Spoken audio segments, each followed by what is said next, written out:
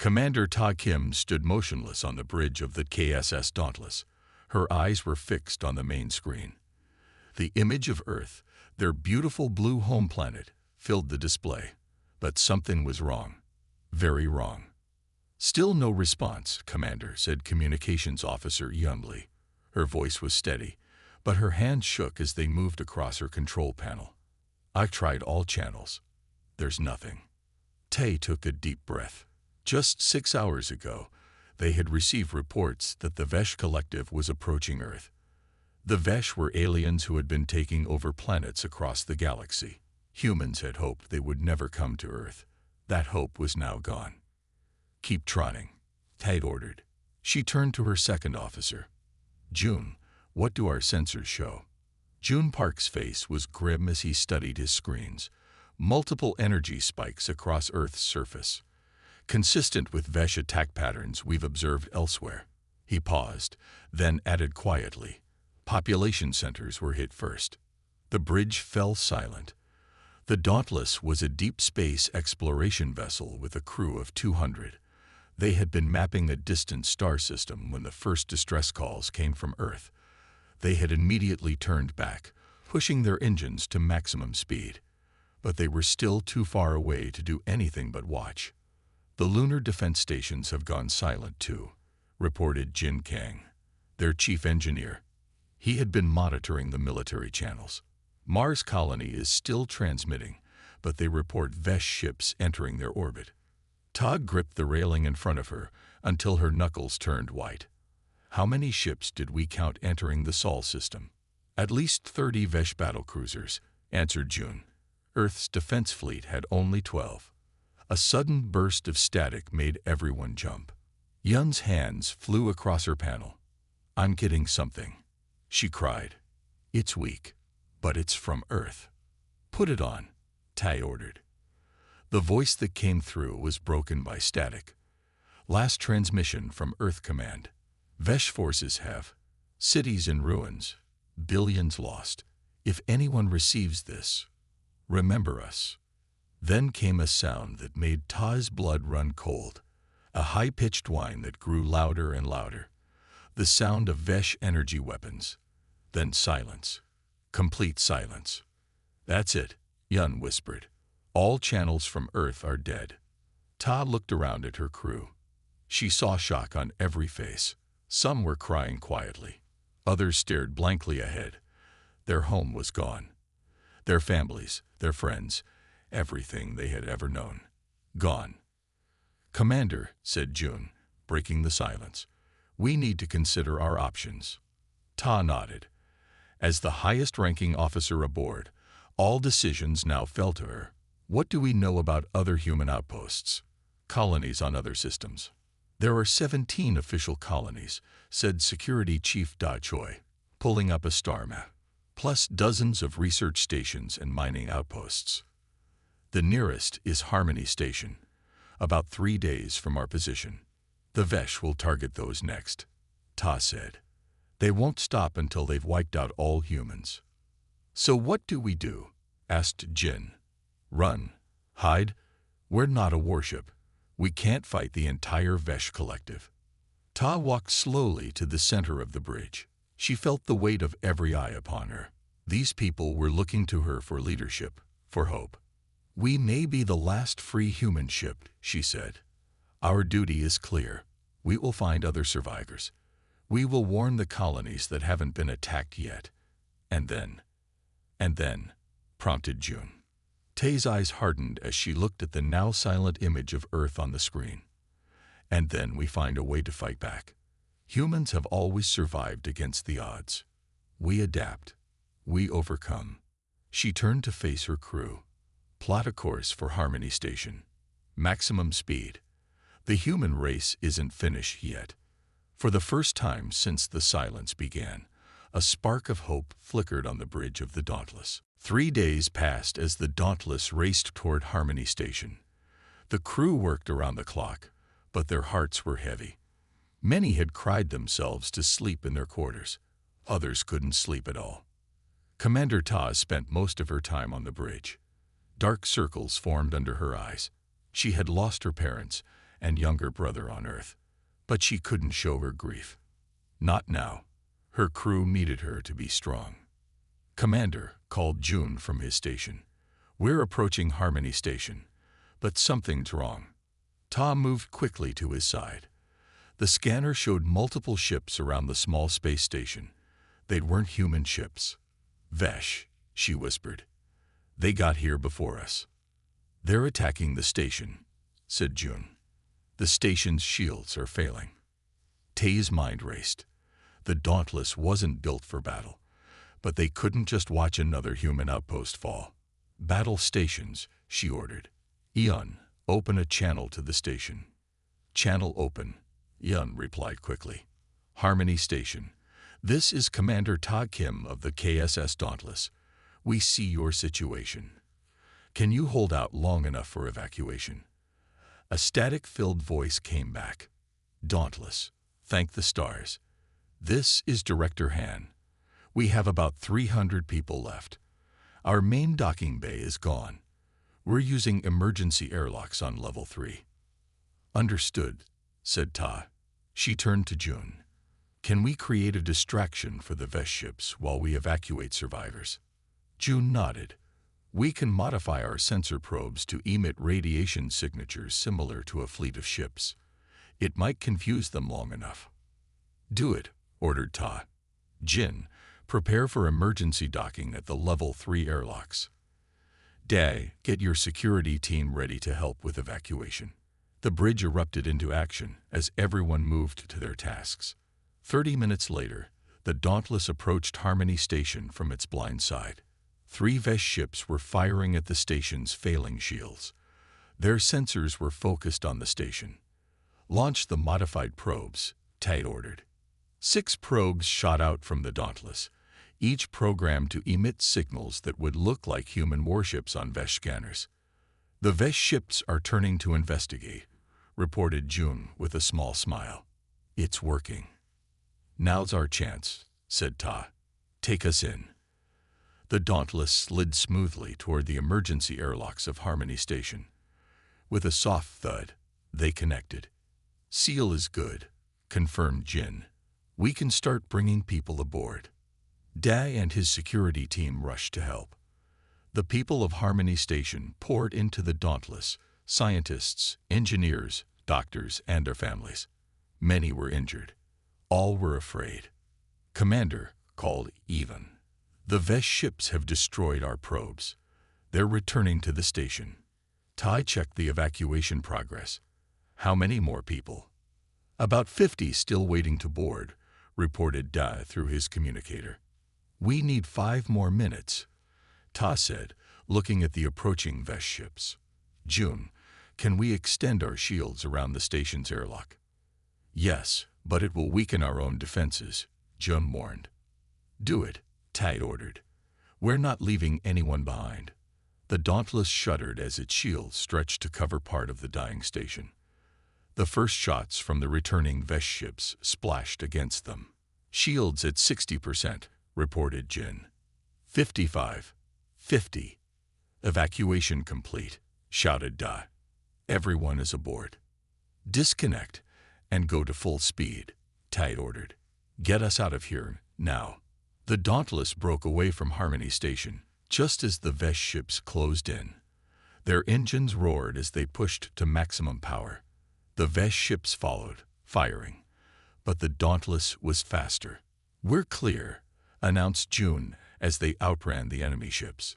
"The Vesh are falling behind." Ta finally allowed herself to breathe. She turned to see a woman standing at the bridge entrance. She had a bandage on her head and wore a lab coat with a name tag.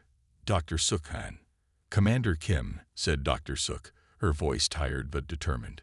"Thank you for saving us. And I think I might have something that can help us fight back against the Vesh." For the second time since Earth fell silent, hope flickered aboard the Dauntless. "You found what?" Commander Tai asked, leaning forward in her chair.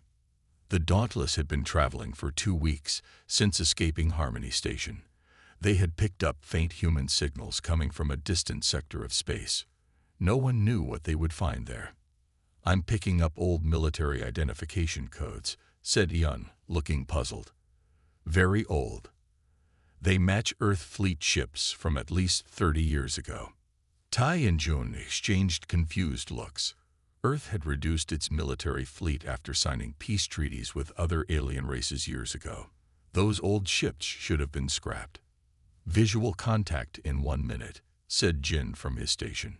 The bridge crew waited in silence. When the image finally appeared on the main screen, gasps filled the air. Floating silently in the darkness of space were dozens of massive warships. Earth ships. They formed a perfect line, like sleeping giants waiting to be awakened. It's the Ghost Fleet, whispered Dr. Suk, who had joined them on the bridge. The what?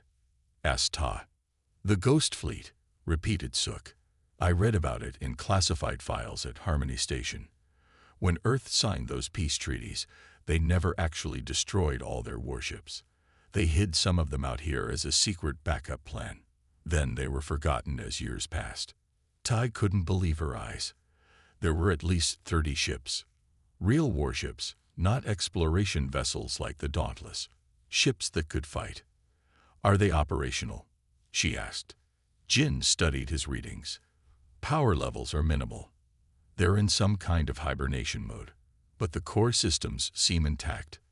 I know these ships, said a voice from the back of the bridge. An older man stepped forward. He was one of the survivors from Harmony Station. My name is Ho Min. I served on vessels like these before I retired. They're the Titan-class battleships, the pride of Earth's fleet. Can they be reactivated? Tai asked. Ho nodded slowly.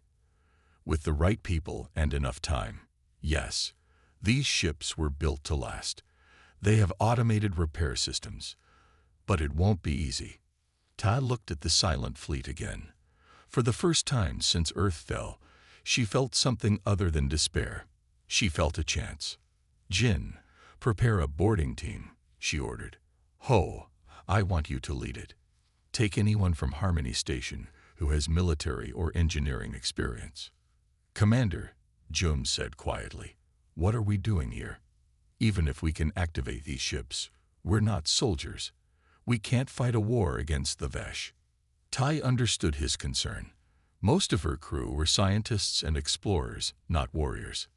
We're not fighting a war, Jun, she said. We're surviving. And maybe, just maybe, we're finding a way to save what's left of humanity. She turned to address everyone on the bridge. We have a choice. We can run until there's nowhere left to run, or we can stand and fight for our right to exist. The bridge was silent for a moment. Then Dr. Suk spoke up. I've been studying the Vesh from samples we collected at Harmony Station, she said. They have a weakness. Their biology is sensitive to certain radiation frequencies that don't harm humans.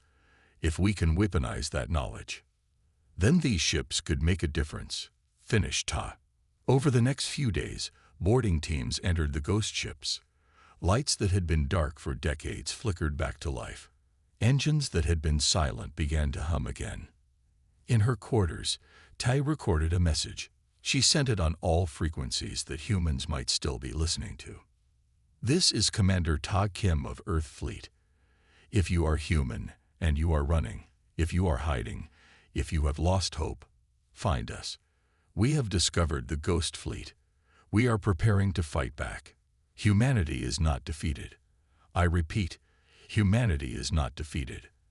As she finished recording, Ta looked out her window at the massive warships slowly coming back to life. For the first time, she allowed herself to believe they might have a future after all. Commander Te's message spread across the stars like wildfire. Within days, the first ships began to arrive. Small transport vessels, mining ships, and even a few military patrol crafts that had been far from Earth when it fell. Each carried survivors with haunted eyes but determined faces. Another 3 ships just entered the sector, reported Ian from her station on the Dauntless. That makes 22 vessels that have joined us in the past week. Ta nodded as she studied the growing fleet on her screen. What had started as just the Dauntless and the Ghost Fleet was turning into something more, something that looked almost like hope. How many people do we have now? She asked Jun, who was keeping track of their numbers. "Just over 3,000, he replied. "Most are civilians, but we have about 600 with military training, and many others with skills we need. Engineers, doctors, scientists." Jin approached with Ho Min beside him. Both men looked tired but excited. "We've activated 15 of the Ghost Fleet ships," Jin reported. "The Titan, the Valor, the Courage, the Defiance, and the Vengeance are fully operational. 10 more should be ready within days." "The old ships are strong," added Ho. "Their weapon systems are being upgraded with Dr. Sook's radiation technology. We're making progress faster than I thought possible." Ta smiled for the first time in weeks. "Good work, both of you." The door to the bridge slid open, and Dr. Sook entered. Her lab coat was wrinkled, and dark circles shadowed her eyes. She'd been working nonstop since they found the Ghost Fleet. "I have news," she said. "We've completed testing on the radiation weapons. They work even better than expected against Vesh biology." "How effective are they?" asked Ta. "A direct hit will disable the Vesh ship's crew within minutes," Sook explained.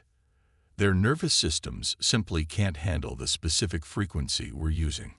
And the best part is, it doesn't harm humans at all." A buzz of excitement went through the bridge. For the first time, they had a real advantage. "We need to test these weapons in actual combat," said Da, who had become the head of their security forces. "I suggest a small strike against a Vesh outpost, something to prove our weapons work and to show everyone that the Vesh can be hurt." Ta considered this carefully. She didn't want to rush into battle, but their people needed a victory, no matter how small. "There's a Vesh monitoring station in the Centauri sector," suggested Jun. "Small crew, minimal defenses. We could hit it with just 3 ships." Ta nodded slowly. "Prepare the Valor, the Courage, and the Defiance. Choose volunteer crews only." Later that day, Ta stood in the large cargo bay of the Titan, which had become their main gathering place. 3,000 people looked up at her, waiting for her words. These were the survivors of humanity. Scientists, soldiers, teachers, children. All of them had lost their homes. All had lost loved ones. "Tomorrow, we strike back for the first time," Ta said, her voice echoing through the vast space. "It will be a small battle, but an important one. We need to show ourselves, and the Vesh, that humans can fight. That we will fight." She paused, looking at the faces before her. Some were afraid. Others were eager. All were counting on her. "I never asked to lead you," she continued. "I was just a ship commander on an exploration vessel. But fate has brought us here together. We may be all that's left of humanity. So we must stand together. We must be strong for each other." The crowd was silent, hanging on her every word. "Earth has fallen silent, but we have not. We will make enough noise that the entire galaxy will hear us. Humanity will survive. Humanity will fight back." The cargo bay erupted in cheers. For the first time since Earth fell, they weren't just running. They were standing their ground. They were fighting back. 3 human ships approached the Vesh monitoring station silently. The Valor led the way, with the Courage and Defiance following close behind.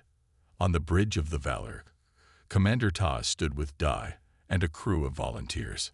"All ships in position," reported the communications officer. "Weapons are ready." Tay took a deep breath. This was their first battle. What they did here would set the tone for their resistance. "Begin the attack," she ordered. "Target their communications array first. We don't want them calling for help." The 3 human ships fired at once.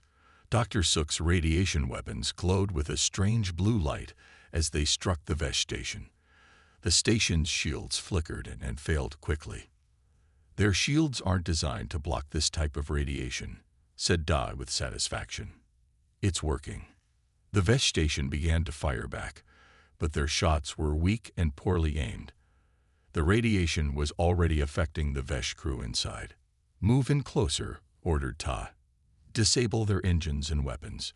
Remember, we want to capture the station intact if possible." The battle was short.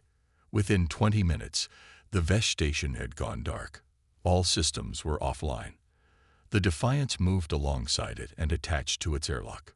Boarding teams report the Vesh crew is incapacitated, reported Da, reading the incoming messages. No casualties on our side. The station is ours. Commander. A cheer went up on the bridge. Their first victory. But Tai couldn't join in their celebration.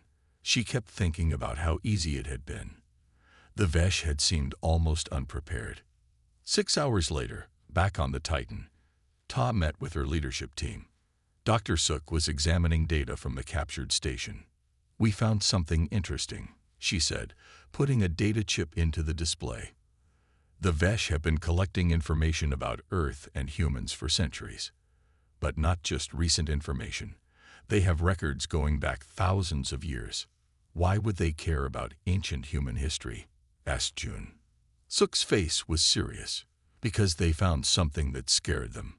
According to these records, the Vesh believe humans once fought and nearly destroyed their ancestors, millions of years ago, before we even had space travel."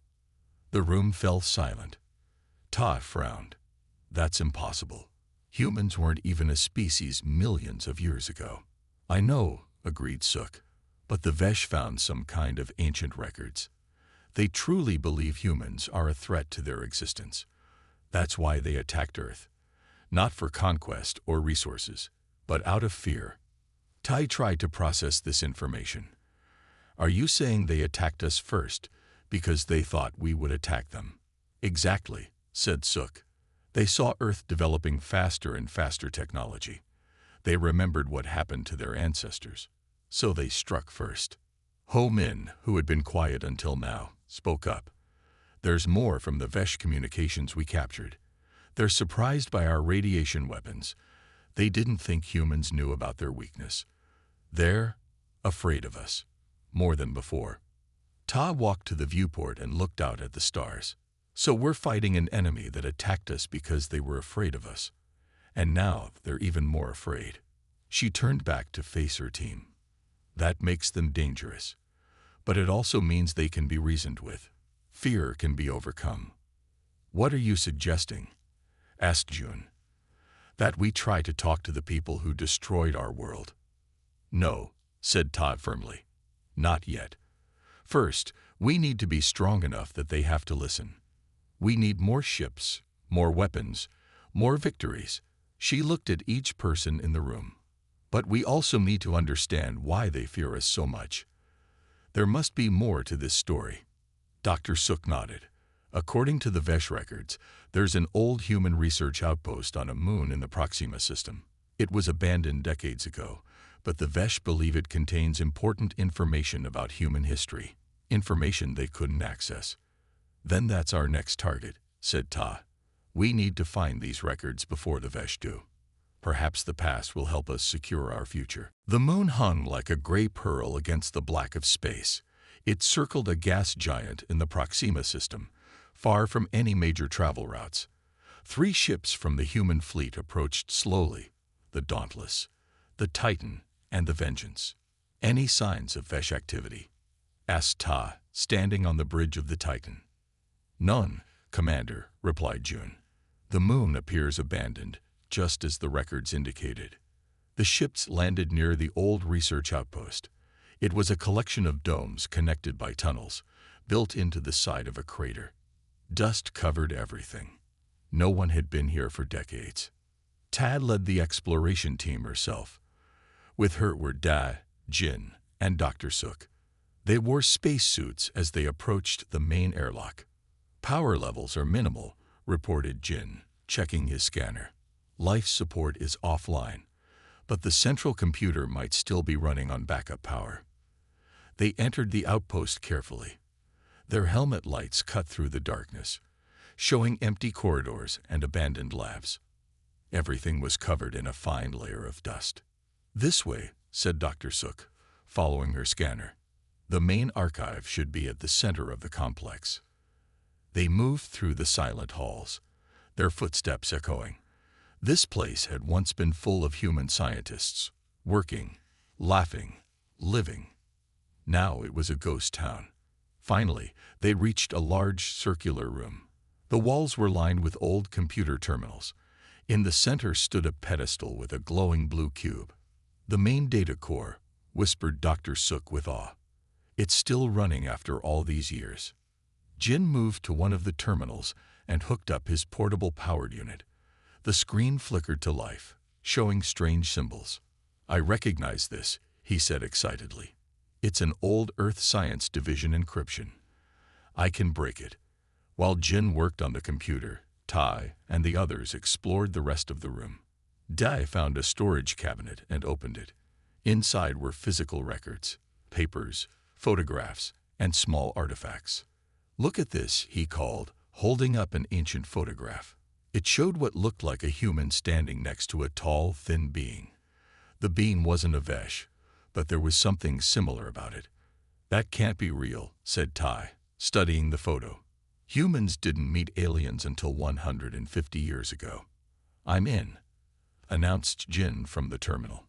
"I've accessed the main database." They gathered around as information began to appear on the screen. What they read left them speechless. According to the records, millions of years ago, Earth had been visited by an advanced race called the Cedars. These aliens had found early humans, barely more than apes, and had seen potential in them. The Cedars had altered human DNA, adding something special to it. Then they had left, planning to return when humans had evolved further. But the Cedars never returned, because they were attacked and nearly wiped out by another race, the ancestors of the Vesh. "So that's why the Vesh fear us," whispered Ta. "They think we're connected to their ancient enemies." "There's more," said Jin, scrolling through the data. "The changes the Cedars made to human DNA. They're dormant genes, abilities we haven't accessed yet." "What kind of abilities?" asked Da. "Enhanced healing, improved senses, and in some cases," Jin paused, looking amazed, "telepathic connections with other humans." Dr. Suk grabbed Jin's arm. "The radiation weapons, the frequency we're using against the Vesh, it doesn't just harm them. According to this data, it can activate these dormant genes in humans." Tai felt a chill run down her spine. "Are you saying our weapons might be changing us, making us into what the Cedars intended?" "It's possible," said Suk. "We need to run tests when we get back to the fleet." As they gathered all the data they could, Ta looked at the photo of the ancient cedar again. Was humanity meant to be something more? Were they about to evolve into a new form of human? And if so, would they still be human at all?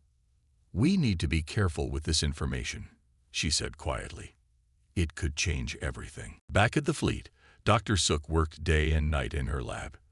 The data from the abandoned outpost had given her much to study. Volunteer crews from the first battle against the Vesh were showing strange changes. Nothing dramatic, but enough to notice. "Look at this," she said to Ta, who had come to see her findings. On a screen, two images of blood samples glowed side by side. One was normal. The other showed cells that moved in strange patterns. "The sample on the right is from Gun, who was exposed to our radiation weapons during the battle," explained Suk. "His cells are changing, adapting, just like the archives said they might." "Is he sick?" asked Ta with concern. "No, the opposite," said Suk. "His body heals faster now. His reflexes are quicker. And he reports feelings, like he can sense the emotions of people near him." Ta frowned. "How many others are showing these changes?" 23 so far, all crew members who were directly exposed to the radiation." Suk hesitated. "Commander, this could be the advantage we need against the Vesh. If we could control these changes, enhance them." "You're talking about deliberately changing people," said Ta. "Making them into something else, something not entirely human anymore." "We would only use volunteers," Suk insisted, "and the changes happen naturally with exposure. We would just be helping the process." Before Tai could answer, the door opened. Un came in, looking excited but nervous. "Commander, you need to come to communications," she said. "Something strange is happening." In the communications center, Yun showed them what she had discovered. I was scanning for any human signals, like always, she explained. Then I noticed this pattern. On her screen was what looked like static, but as Tai watched, patterns formed in the noise. It's coming from where Earth was, said Yun. It's not really silence. It's a message, but in a form we couldn't detect before. Can you decode it? Asked Ta. No, admitted Ian. But here's the strange part. Gun can. So can the others who were exposed to the radiation. They say they can feel the message. Tay's mind raced. The dormant abilities from the Cedars, were they activating faster than they had thought? An hour later, they gathered in a conference room. Gun and 5 other changed humans sat with Tai and her leadership team. We can hear it, said Gun simply. Not with our ears, with our minds. It's like a whisper that comes from the silence where Earth was. What does it say? Asked Ta. Gun looked at the other changed humans. They nodded. Earth wasn't destroyed, he said. It was hidden. There was a secret plan. When the Vesh attacked, a hidden group called the Guardians activated ancient technology from the Cedars. They moved Earth and everyone on it into a pocket dimension. The room erupted in shock and disbelief. Tad raised her hand for silence. Are you saying billions of humans are alive? Just somewhere else? Yes, said Gun. But they need our help to return. The pocket dimension is failing. They need us to find 3 cedar artifacts and bring them together at specific coordinates. Only then can Earth return. Ta looked at Suk. Is this possible? Could the Cedars have left such technology? Based on what we found in the archives, yes, admitted Suk. But the Vesh would have destroyed any cedar artifacts they found. Not all, said Gun. The message tells us where to find them. But we need more people who can hear the silence. More people who have changed. Tai stood at the window, looking out at the fleet of human ships. She faced an impossible choice. Should they risk changing more humans, unlocking abilities that might make them something different? Or should they stay as they were and perhaps lose their chance to save Earth? Prepare a volunteer program, she finally said. Explain the risks clearly. No one will be forced to change. But we need to save Earth, even if it means becoming something new. 2 weeks passed. More than 500 volunteers had been exposed to controlled amounts of the radiation. Nearly all showed signs of change. Their bodies became stronger, their minds opened to new abilities, and most importantly, they could hear the silent message from Earth. Yun was among the first to volunteer. Now she led the group they called the Listeners. They sat in a special room on the Titan, eyes closed, minds open to the whispers from the silence. We have the location of the first artifact, Yun told Tai during their daily meeting. It's on a planet in the Sirius system. The Vesh have a major base there, but they don't know what they're guarding. Ta nodded. The human fleet had grown stronger. They now had 30 fully operational ships from the Ghost Fleet, plus dozens of smaller vessels. They had won 3 more battles against the Vesh. Each victory gave them more confidence. What about the other artifacts? Asked Ta. We're still searching, said Yun. The message is complex. We learn more every day. Gun entered the room. His eyes now had flecks of gold in them, a side effect of the changes. Commander, we've discovered something important about the message. It's not just coming from Earth. It's also coming from the artifacts themselves. They're calling to each other, to us. What does that mean for our mission? Asked Ta. It means once we find the first artifact, it will help us find the others, explained Gun. The Guardians planned this carefully. They knew someday humans would need to bring Earth back. Tai studied the battle plans on her screen. The Sirius base is heavily guarded. We'll need our full fleet to take it. There's something else, said Yun hesitantly. The Listeners have been able to see glimpses of Earth in the pocket dimension. Time moves differently there. For us, it's been months since Earth disappeared. For them, it's been just days. But the pocket dimension is collapsing. They may only have weeks left. Ta felt the weight of responsibility on her shoulders. Billions of lives depended on their success. 3 days later, the human fleet arrived at the edge of the Sirius system. Ta stood on the bridge of the Titan, looking at the Vesh base on the main screen. It was a massive structure built into the side of a mountain. "All ships report ready," said June from his station. Tai turned to Da. "Begin the attack." The battle was fierce. The Vesh had many ships protecting their base, but the humans had surprise on their side. And their new abilities. The changed humans could sense Vesh movements before they happened. They could communicate with each other without using radios. They fought as one mind, one force. "We've broken through their defenses," reported Day after an hour of fighting. "Landing teams are heading for the base now." Tai watched anxiously as Gun led a team of changed humans into the Vesh base. They moved with incredible speed and coordination, taking down Vesh soldiers before they could react. "We've reached the central chamber." Gun's voice came through the radio. "The artifact is here. It's beautiful." The screen showed a crystal sphere about the size of a human head. It glowed with a soft blue light that pulsed like a heartbeat. "Bring it to the ship," ordered Ta. When Gun's team returned with the artifact, they placed it in a special room on the Titan. The changed humans gathered around it, their eyes reflecting its blue glow. "It's speaking to us," whispered Eon, her face filled with wonder. "It's showing us where to find the second artifact, and it's showing us more about Earth." "What do you see?" asked Ta. "Earth is safe, but changing," said Eon. "The pocket dimension is affecting the planet, just as the radiation affected us. When Earth returns, it won't be exactly as it was. It will be evolved." Ta looked at the glowing artifact. "Just like us," she said quietly. The human fleet gathered at the coordinates shown by the 3 artifacts. It had taken them weeks of hard fighting to find them all. Many brave people had died in the battles. But now, all 3 crystal spheres sat in a special chamber aboard the Titan, forming a triangle. They pulsed with blue light, beating in perfect harmony like 3 hearts. "All ships are in position," reported June from his station. Ta looked at the view screen. They were in empty space, far from any star system. It seemed like nothing special, but the listeners said this was the place. "The Vesh fleet has been detected," warned Da. "At least 50 ships approaching fast. They must have figured out what we're doing." Ta nodded. They had expected this. "Deploy the fleet in defense formation. We need to hold them off long enough to bring Earth back."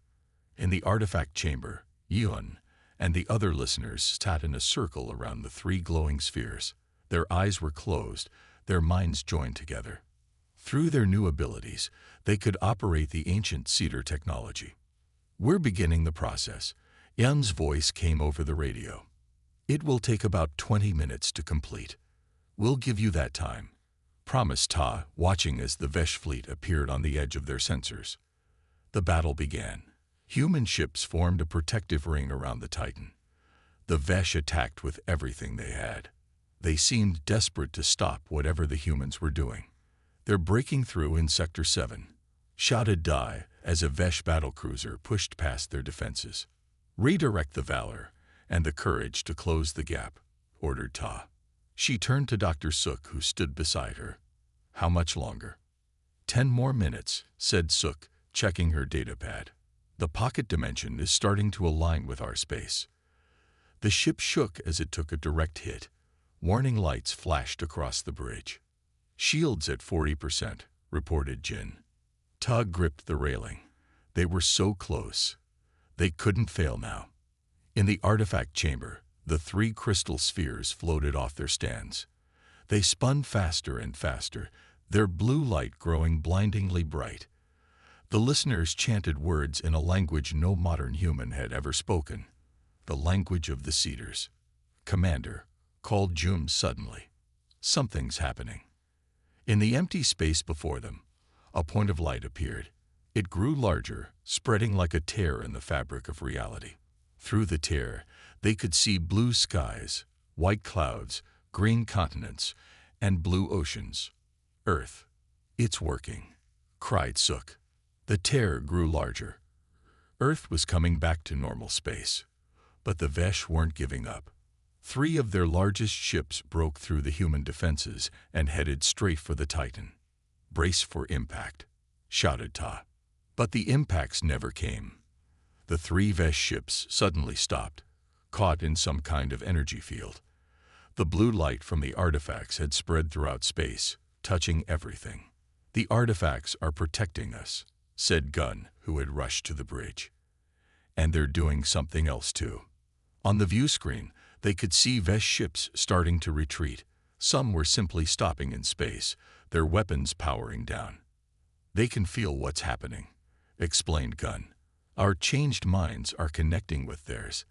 They're seeing the truth, that we never meant to destroy them, that the Cedars never meant for us to be enemies."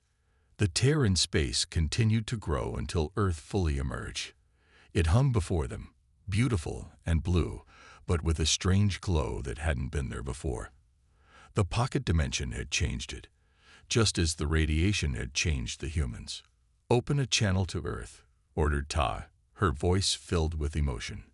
A face appeared on the screen, an older man with kind eyes.